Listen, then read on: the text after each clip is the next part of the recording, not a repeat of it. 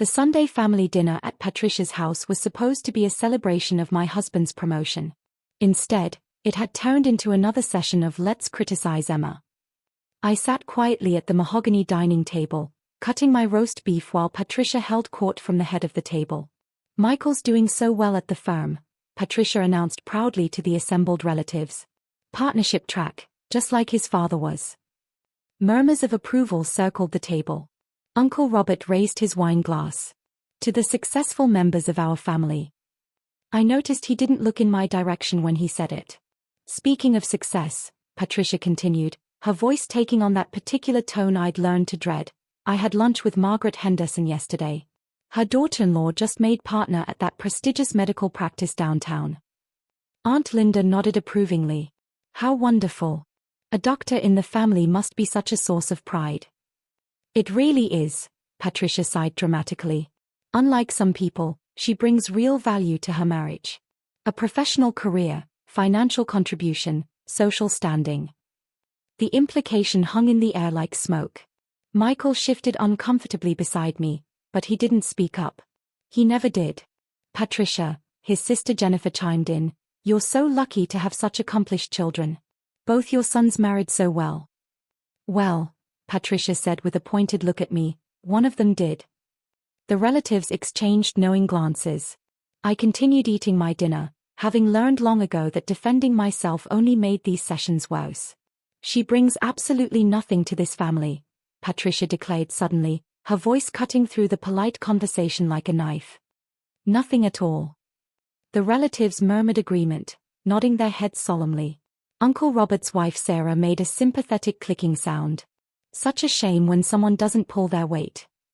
Unlike my friend's daughter-in-law who's a doctor," Patricia continued. "She's saving lives, making six figures, contributing to society. Meanwhile," she gestured vaguely in my direction. "Now, Mom," Michael finally spoke up weakly, "Emma has her interests." "Interests," Patricia repeated mockingly. "That's what we're calling it now? Shopping and yoga classes are interests." Jennifer laughed, a sharp sound that made me wince. "Come on, Michael.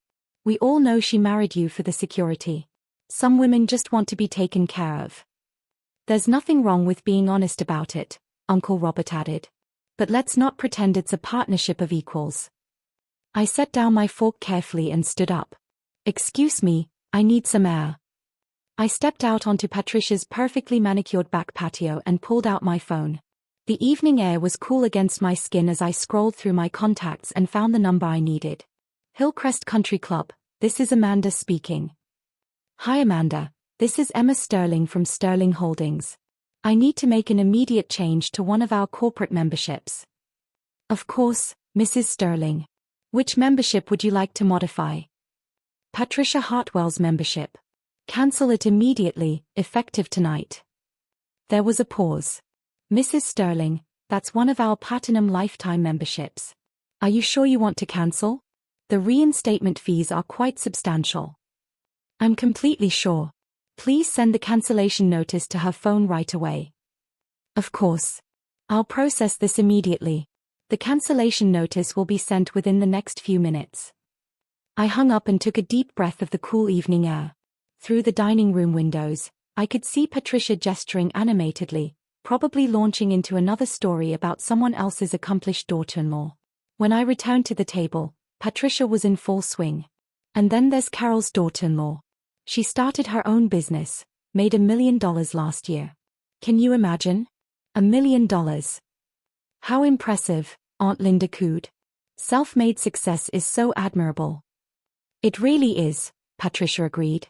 She brings real value to the family. Not like some people who just exist. I slipped back into my chair just as Patricia's phone buzzed on the table beside her plate. She glanced at it dismissively, then did a double take when she saw the sender. "Hillcrest Country Club," she murmured, opening the message.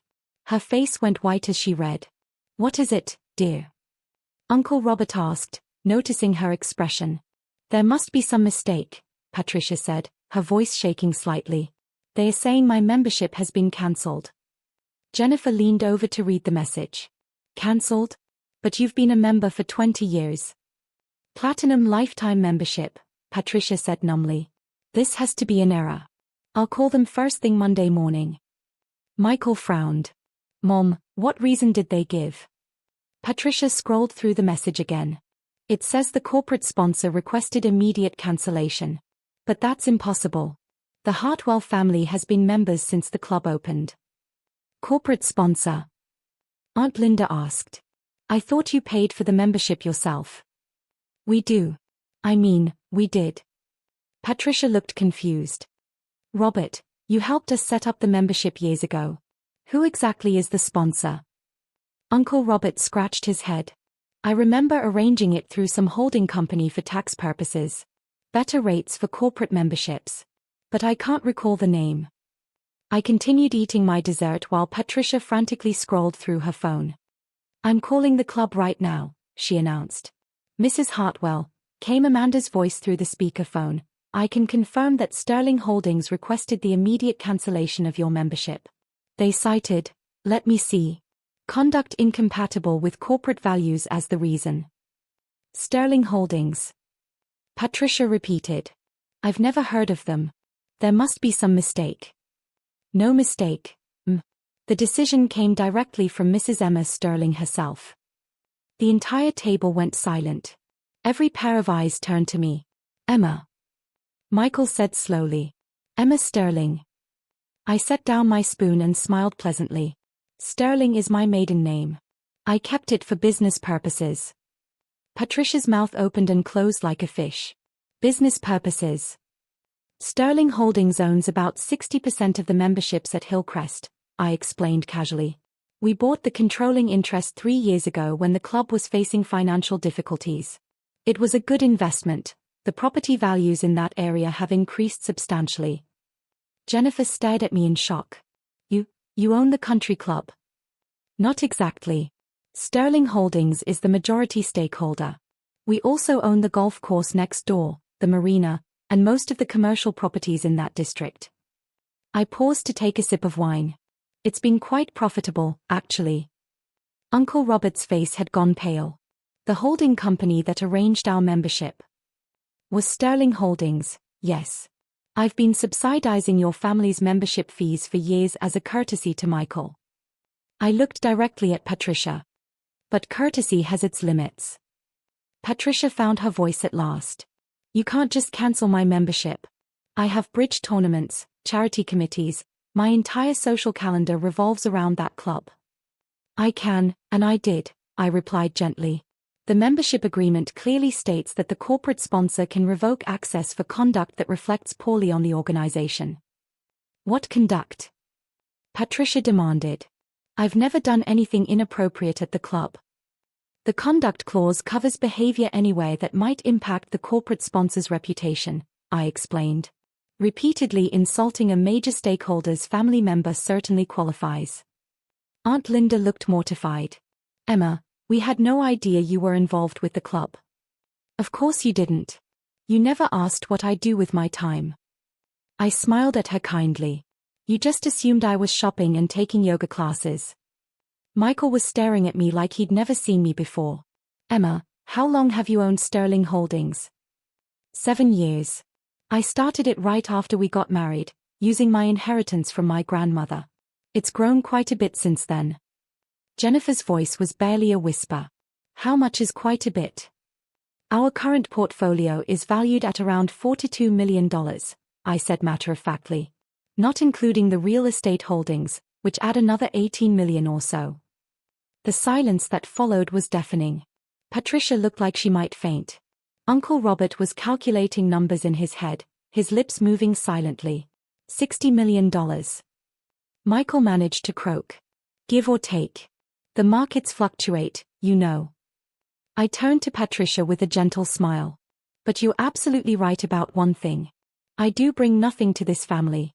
Nothing except financial security, property investments, and apparently, country club memberships. Patricia's phone buzzed again. She looked at it with trembling hands. What now? Jennifer asked. The charity board wants to schedule an emergency meeting, Patricia whispered. Something about reviewing our major donor relationships. I nodded sympathetically. Sterling Holdings does donate quite substantially to the Children's Hospital charity. About 200,000 annually. I imagine they want to discuss whether that partnership should continue. 200,000. Uncle Robert choked. Patricia's been the volunteer coordinator for that charity for 5 years, I continued. She's done wonderful work organizing events. Of course, the actual funding comes from Sterling Holdings, but I'm sure the other volunteers appreciate her contributions. Patricia was now staring at her phone in horror as message after message arrived. The yacht club, the museum board, the symphony committee, all wanting to discuss their relationships with Sterling Holdings. How many organizations are we talking about? Michael asked weakly. Sterling Holdings supports about 15 different charities and social organizations in the city, I said. We believe in giving back to the community. Though I suppose we'll need to review which partnerships are still mutually beneficial.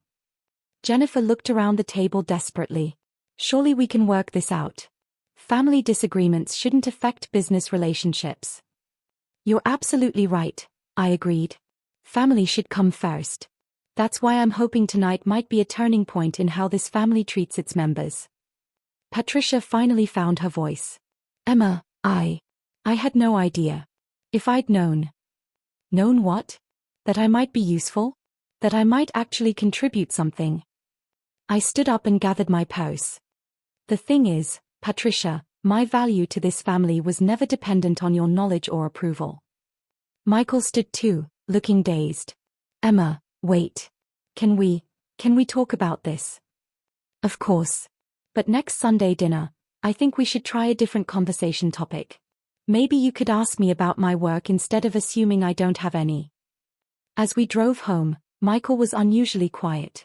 Finally, he spoke. Why didn't you ever tell me about Sterling Holdings? I considered the question carefully. When did you ever ask? In 7 years of marriage, when did you ever inquire about how I spent my days or what I was passionate about? He was quiet for a long moment. You're right. I just assumed. You assumed I was the person your mother described. Someone who brought nothing to the table. I glanced at him as we stopped at a red light. But Michael, I never needed your mother's approval to be valuable. I just needed your curiosity. My phone buzzed with a text from Amanda at the club. Mrs. Sterling, we've had several calls about reinstatement procedures. Should I schedule appointments? I showed Michael the message. What do you think? Should I give your mother another chance? He smiled for the first time that evening. Maybe we should invite her to tour Sterling Holdings first. Help her understand what you actually do all day. I like that idea, I said, typing back to Amanda. But the bridge tournaments might have to wait a few weeks. The next morning, Patricia called personally to apologize and ask if we could schedule lunch, just the two of us. She wanted to learn about my business, she said. And maybe discuss how the family could better support each other. I agreed, of course. After all, everyone deserves a second chance to discover what someone brings to the table.